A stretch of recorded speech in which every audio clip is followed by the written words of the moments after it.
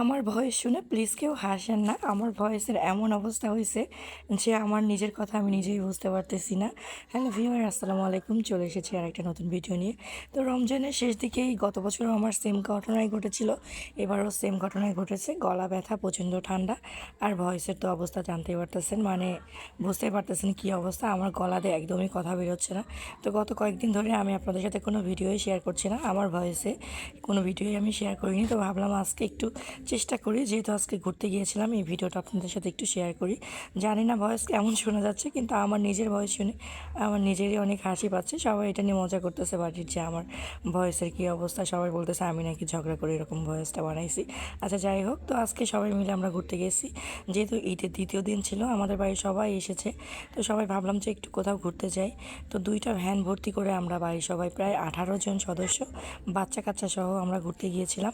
আর এটা হচ্ছে লঞ্চ ঘাট, কাজিরহাট লঞ্চ ঘাট। তো এটা তো সবাই চেনেন, মানে আমাদের এই এলাকার লোকজনের ঢাকা যাওয়ার একমাত্র সহজ মাধ্যম এটাই। তো সবাই মিলে এখানে গিয়েছি। তো আমরা বিকাল 5টার দিকে বের হয়েছিলাম। ওয়েদারটা দেখে বুঝতে পারছেন যে অনেকটা ঠান্ডা ঠান্ডা ওয়েদার, আর সূর্য ডোবার ঠিক আগ মুহূর্ত। তো এখানে কয়েকটা ফেরি দাঁড়ানো ছিল। তো আমরা ভাবলাম যে একটু ফেরিতে দাঁড়াই, একটু বাতাস খাই, একটু পানি দেখি। তো এই যে আমরা ফেরিতে উঠে, এখানে কিছু চিপস বিক্রি করা হচ্ছিল। আর এই চিপসগুলো অস্বাস্থ্যকর, তারপরেও সবাই এত পরিমাণে কিনতেছিল, খাচ্ছিল। আমি নিজেও খেয়েছি, আমার কাছে কেন জানি ভালোই লাগতেছিল খেতে। তো এই যে ফেরিঘাটে আমরা ফেরির উপরে উঠেছি, উঠে একটু ভিডিও নিলাম সবাই মিলে।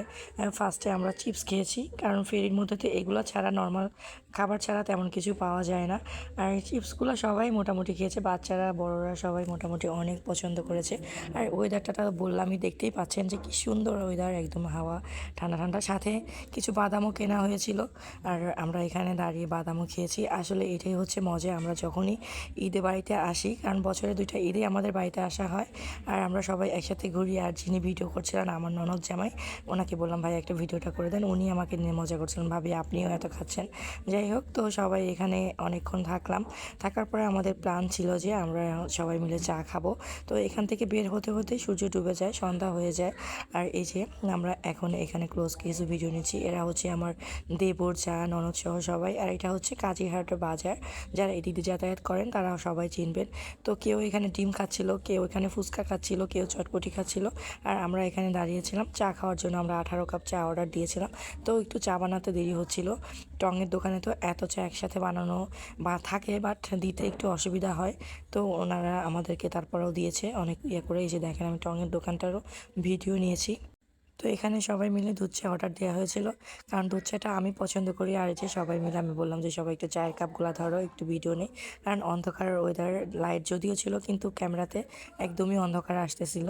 এই যে দেখতে পাচ্ছেন, সবাই মিলে খুবই মজা করছি। আর এটাই হচ্ছে আমাদের গ্রামের আনন্দ। আমরা সবাই মিলে অনেক মজা করি, অনেক এনজয় করি। তো ভালো থাকবেন সবাই, দোয়া করবেন আমার জন্য। আল্লাহ হাফেজ।